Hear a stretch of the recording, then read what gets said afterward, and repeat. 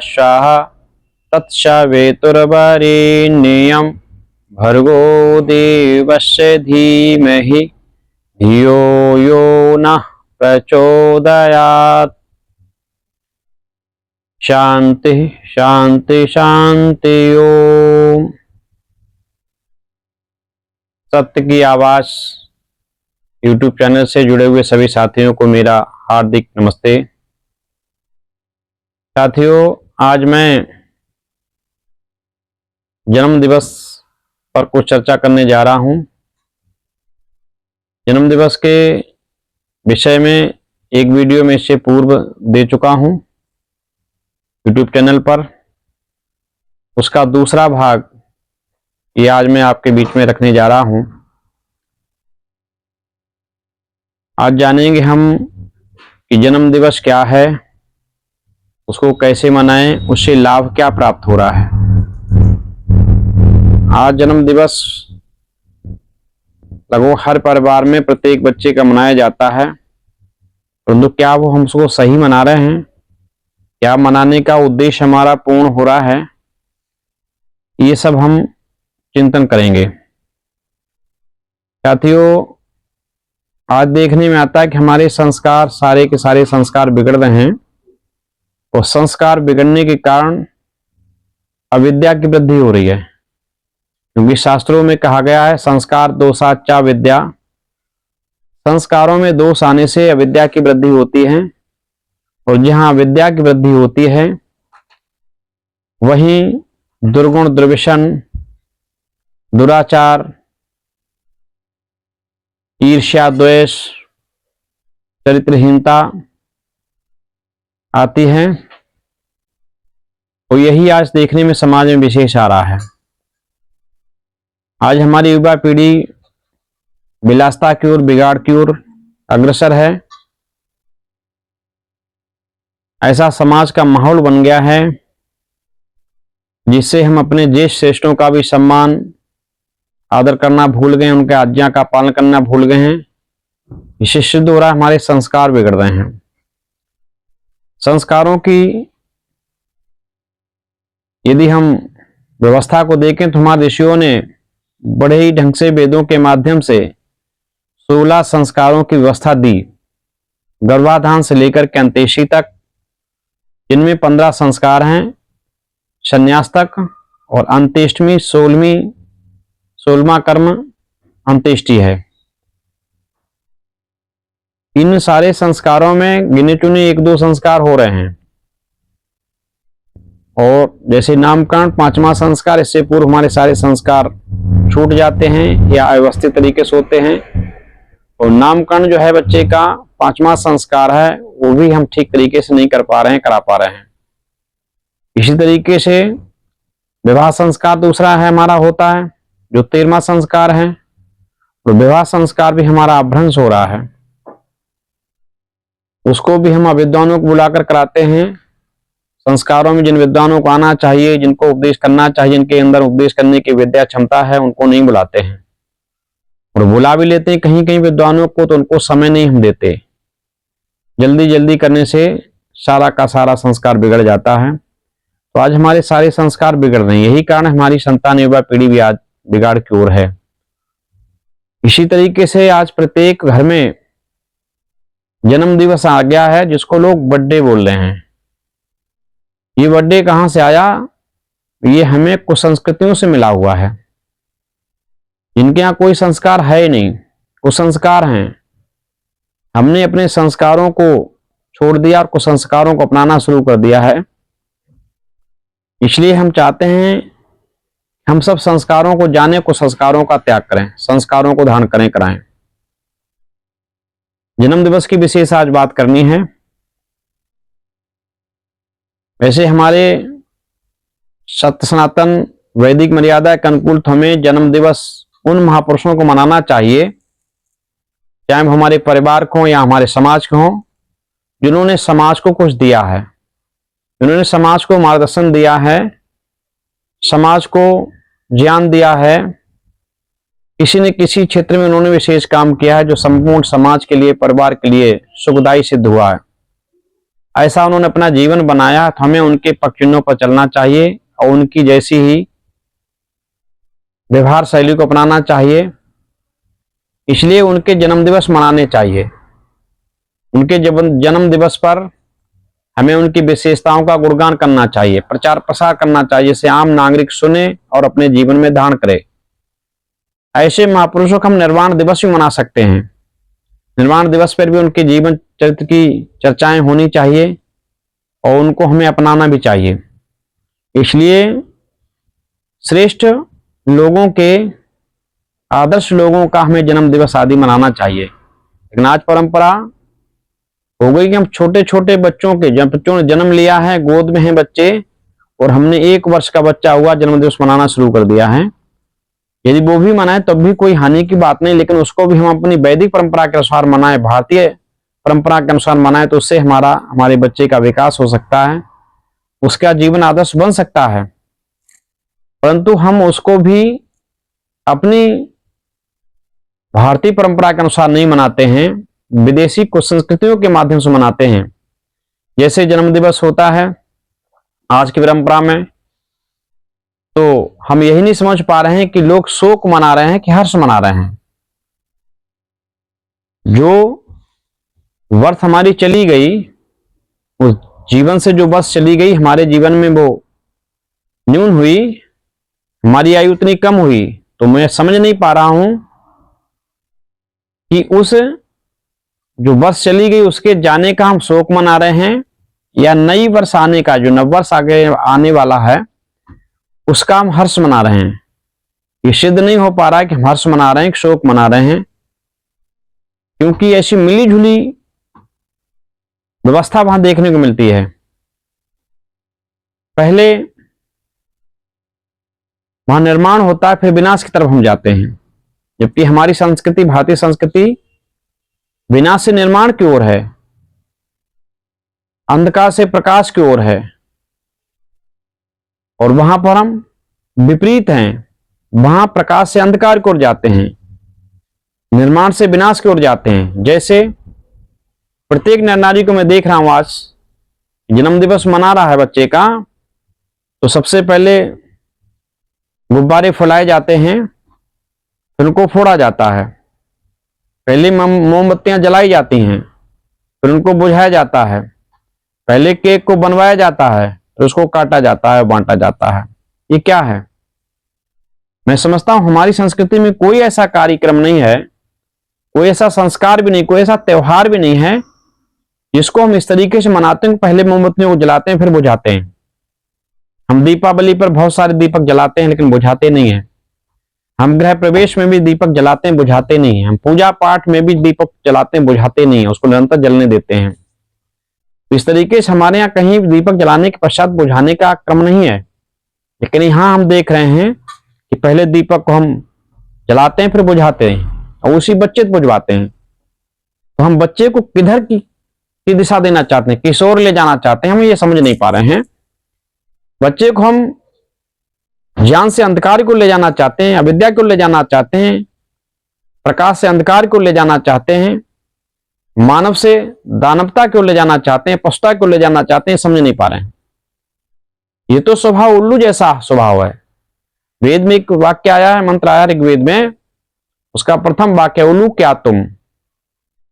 ये मनुष्य तो उल्लू जैसी भावना को छोड़ दे, क्योंकि उल्लू अंधकार से प्रसन्न रहता है, प्रकाश से उसे ग्लानि होती है।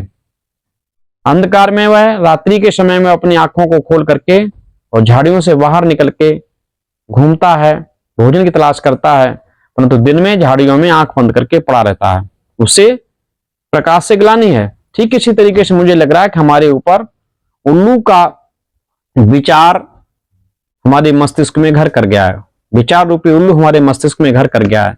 ध्यान रखना बहन भाइयों, जिसके मस्तिष्क में विचार रूपी उल्लू बैठ जाएगा उसका सर्वनाश होना है, आज नहीं तो कल। इसलिए हम विचार करें। इसी तरीके से हम मनाते हैं, तो हम ये समझ नहीं पा रहे, सिद्ध नहीं हो पा रहा आखिर क्या मना रहे हैं हम। जो जीवन से साल वर्ष चली गई उसका हम शोक मना रहे हैं कि आने वाले वर्ष का हर्ष मना रहे हैं। किसी प्रकार के बच्चे के अंदर कोई हम संस्कार नहीं दे पा रहे हैं, कोई विद्या नहीं दे पा रहे हैं, बल्कि जैसे होली का फाग होता है अन्य तरीके से, उस तरीके से फाग जैसा माहौल होता है। बच्चे आपस में हिलते मिलते हैं, लिपटते हैं, हो हल्ला मचाते हैं। छोटे बच्चे तो मचा रहे, कोई उसमें बात नहीं, लेकिन यही बच्चे छोटे छोटे बनकर के, इनकी यूनिटी बनकर के जब बड़े होते हैं, इन्हीं बच्चों में दुर्गुण दुर्व्यसन पलते हैं, इन्हीं में विलासिता पलती है, यही गर्लफ्रेंड बॉयफ्रेंड बनते हैं, जिससे समाज बिगड़ता है, पतन की ओर जाता है। इसलिए हम विचार करें, ये नहीं है हमारे वेदों में, ऋग्वेद अथर्ववेद में बहुत सारे मंत्र भरे पड़े हैं जन्म दिवस के लिए, जिसमें बच्चे के जीवन के लिए शुभकामनाएं की गई हैं। बच्चों को निर्देश दिया गया, उपदेश दिया गया वेद के माध्यम से, तुम अपने जीवन को कैसे बनाओगे, ये आकलन करने की क्षमता है जन्म दिवस में, वो हमें वेद देता है। हमारा बच्चा 1 वर्ष का हो गया है, 2 वर्ष का हो गया है, क्या बच्चे का विकास हुआ है? क्या बच्चे का शारीरिक विकास हुआ है? क्या बच्चे को उसी समय अनुकूल आत्मिक विकास हुआ है? क्या सामाजिक विकास हुआ है? यदि नहीं हुआ तो हमें उपदेश कराना चाहिए। अपने आप नहीं कर सकते, हम विद्वानों को बुलाएं, उपदेश कराएं, बच्चे को दिशा निर्देश देवें, जिससे बच्चे का जीवन भव्य बने। उसके लक्ष्य का ज्ञान उसे कराएं। मानव जीवन का लक्ष्य क्या है? ये मानव जीवन श्रेष्ठ क्यों कहा गया है? ये मानव शरीर को श्रेष्ठ क्यों कहा गया, जबकि श्रेष्ठता जैसे इसमें ऐसा कोई तत्व नहीं है, क्योंकि इसके तत्व किसी प्रत्यक्ष काम नहीं आते हैं। इसका बाल नहीं काम आता, इसकी चमड़ी काम नहीं आती, इसकी हड्डी काम नहीं आती, इसका रक्त काम नहीं आता। पशु पक्षियों के तो शरीर के सारे अंग प्रत्यंग काम आ जाते हैं, फिर भी इसको श्रेष्ठ क्यों कहा गया? ऐसे हमें गूढ़ रहस्यों को बच्चे को उपदेश दिलाना चाहिए, देना चाहिए। माता पिता के प्रति उसका क्या कर्तव्य है? क्या वो अपने माता पिता के साथ वो कर्तव्य भार निभा रहा है, जैसी आयु उसी तरीके से व्यवहार कर रहा है? नहीं कर रहा है तो उसको उपदेश दिलाना चाहिए। इसलिए बच्चे को आदर्श बनाने के लिए हमें ये जन्म दिवस मनाना चाहिए। अविद्या से प्रकाश को ले जाने के लिए जन्म दिवस मनाना चाहिए।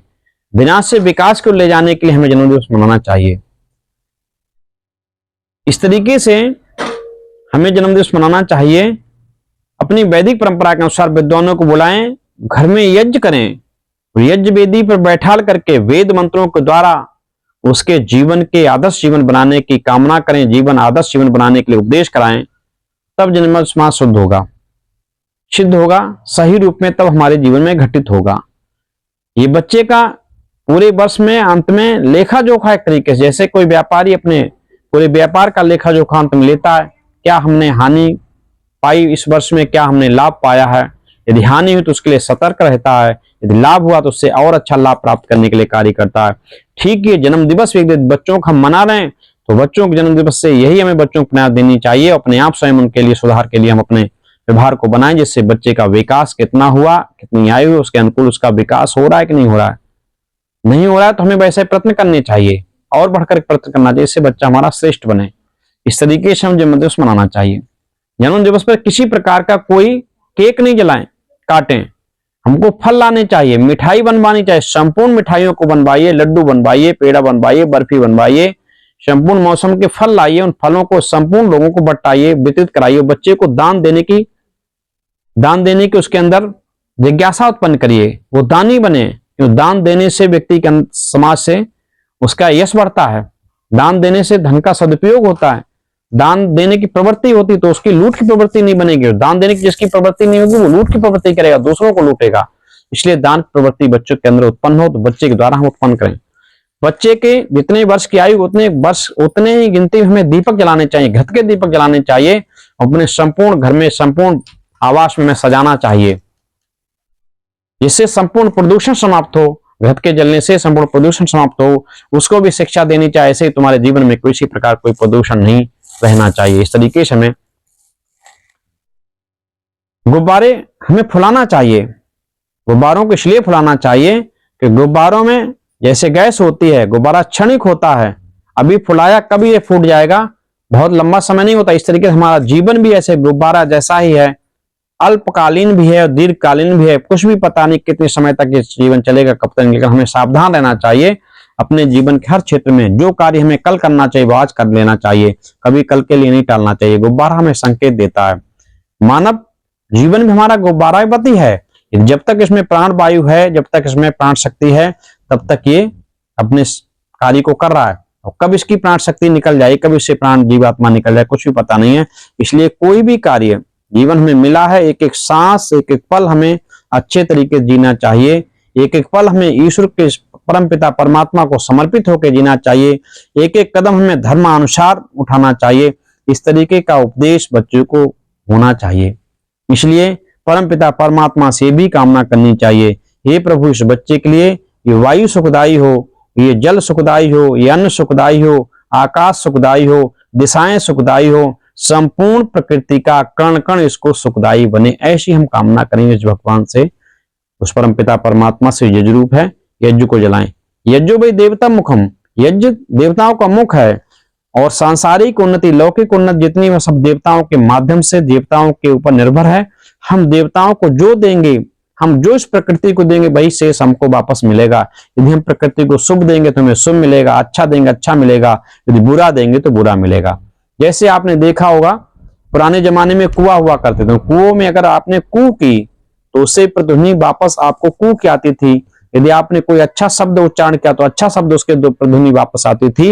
यदि आपने उस कुएं में गाली दी, कोई गंदा शब्द अगर आपने उसमें उच्चारण किया उसके लिए, तो उसकी प्रतिध्वनि वापस आपके गंदे उच्चारण की, उसी की पुनरावृत्ति हुआ करती थी।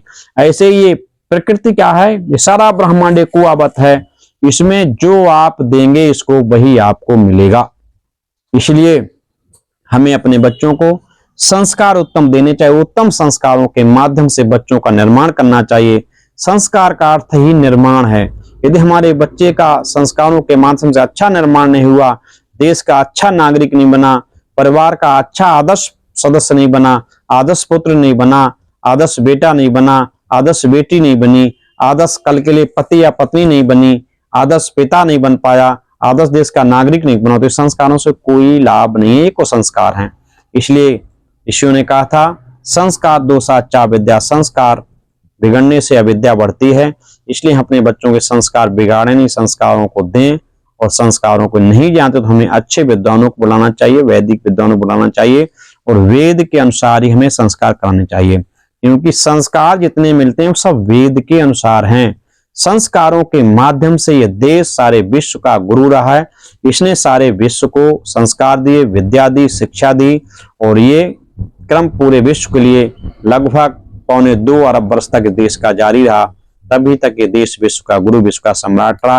यदि पुनः हम अपने देश को खोए हुए गौरव को दिलाना चाहते हैं तो अपने संस्कारों को ठीक तरीके से वेद के अनुसार कराएं और करें, तभी जाकर हमारे समाज का निर्माण होगा, हमारे बच्चों का निर्माण होगा और हमारा जीवन सुखी होगा।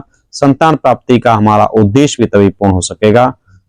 इसलिए आप सबसे निवेदन है कि आप सब लोग इस पश्चिमी कुसंस्कृति का त्याग करके भारतीय सत्य सनातन वैदिक संस्कृति सभ्यता को धारण करें और अपने सारे संस्कारों को वैदिक विद्वानों, वैदिक पुरोहितों के द्वारा कराएं, जिसके माध्यम से संस्कार का पूर्ण तरीके से आपको लाभ मिल सके। आज यहीं पर आप सभी से नमस्ते करता हूं।